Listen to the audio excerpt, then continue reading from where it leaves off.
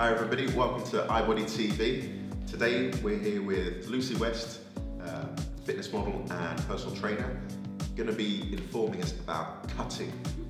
Oh yes. Cutting is an interesting topic because it's definitely in the fitness world with bulking. But what does that mean, especially to maybe just your average person who's not in that world? I think the average person who reads about cutting thinks it's a great way to lose weight or fat. And so they jump on the bandwagon not really knowing anything about it and what work has to be done prior to it as well. You should never just start with a cut. There's always like a sort of a bulk before where you would put weight on. Okay. Sure. Yeah. So tell us what that means of what is cutting, what is bulking? So I'll start with bulking because that would come first. Okay. So bulking is a process where you increase your calories, so you're actually consuming more than your body needs.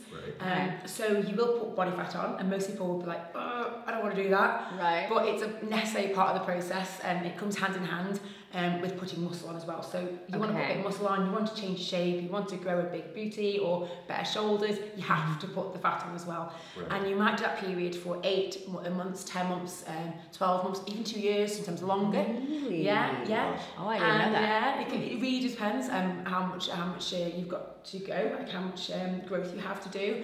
And then you would then plan a cut, and it can be anything from between 8 weeks, which is very rare, 12 weeks is the average, maybe a bit longer as well. And that's a process of losing fat. Can you eat anything when you bulk?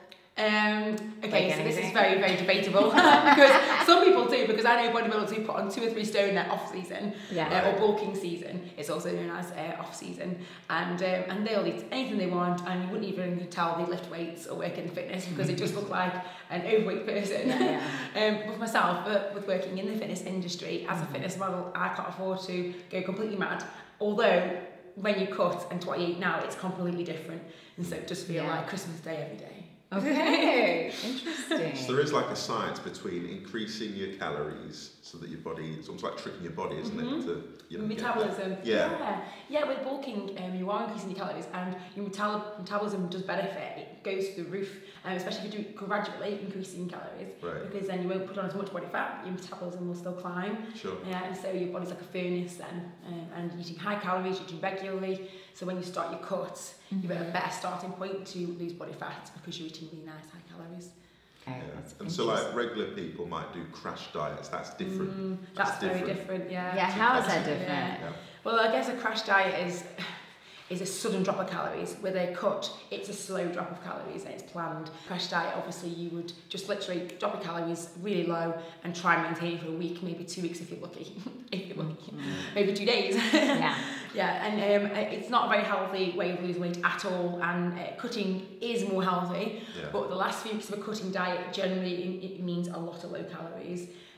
So not healthy again long term at all, and shouldn't be a long term thing. It's a real short term. Yeah, you need to make sure that you are going to put that weight back on again after the show day or competition at the end of your cut.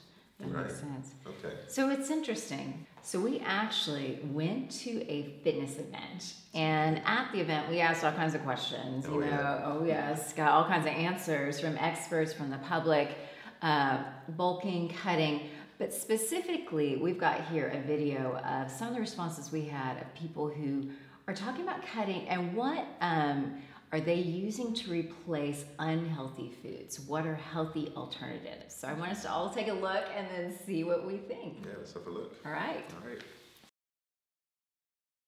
See, I don't really go to alternatives because you can fit everything into your calories. There are low-calorie versions of everything now that you can get hold of. Diet drinks obviously are massive help for satiety as well, so yeah. Your nice fat-free yogurts, a little bit of fruit, but things that are going to be high satiety and keep you full for longer are great. My go-tos are sugar-free jellies, and I love a good grenade bar. I'm sorry, I'm just going to put that out there. I love grenade bars. Good alternatives at the moment. There's a lot of zero-calorie foods. That's what we tend to go to. High caffeine foods, well, drinks as well. Sort of keep you mentally full. They also do suppress appetite. So things like Monster Energy, zero-cal jellies, low-calorie alternatives. Usually diet drinks like diet Pepsi Max and things like that. Most of the time I just go without and just try my best just to stay away. that's usually my way of doing it. I try to do things like fruit and nuts, the snacking sort of stuff. I try not to go with the big meal because I start getting too far ahead of myself. So if I can do little things like fruits, nuts, and just keep myself busy as well, rather than eating things, keep myself busy, I can try and avoid like the distractions. I just feel like if I just cut out if I cut out the junk myself, I'm all right with eating just lean foods. It doesn't really bother me with the alternatives, if you know what I mean. So I'm all right with eating veg and all that. I like all that. So it's just from time to time I would like a chocolate. You know what I mean? So. A lot of time I would have, I think it's in here, like the cauliflower rice, and there's like high pea noodles, and there's loads of stuff at the minute. I usually work more on calories, so if I'm really craving a sweet of some sort, I'll replace it with a meal, and instead of having a meal, I'll just go for a donut instead. I've started to introduce sweet potato mash. I've never tried it until this year, but it's really, really nice. And there are so many alternatives right now. Halo Top ice cream. The market is saturated right now, and it's so much better than it was in the past. I don't substitute anything. No, I give it all up. That's it. Okay. Yeah, she's kind of final. Give it all up. All right, so that's really interesting. I mean, I have several thoughts, but I want to hear what you think when you hear this. I can relate with everyone who said something on that little recording there. There are alternatives, but the risk of these zero-calorie alternatives is there's a lot of processed stuff in there, a lot of chemicals. Yes. I think right towards the end of a cut, it is best to really knock them on the head and just eat your wholesome meals, because it's the effect they have on the body, holding water, things like that. It's not natural, and when you're in so low calories, it is not really good to substitute them with these processed chemical things, really. But I think especially for an average person who's on a diet or a low-calorie diet or beginning part of your prep, these low-calorie jellies and diet drinks are a saviour. I think it's like that sweetness. Is it sweetness that you kind of miss in cutting, It's a lot of it's in the mind as well, because you think you can't have it, you crave it more. So the best thing is to have regular meals and to make sure they've got flavour in them and taste, so you don't really miss. And there will be moments where you'll want chocolate, and my process is I do allow myself a little something, but I can stop because the goal is so important to me. But again, like I say, towards the end, they do have to come out of the diet. So Lucy, when we're talking about cutting, what are your top 3 tips? Either it's, what to avoid or things to do.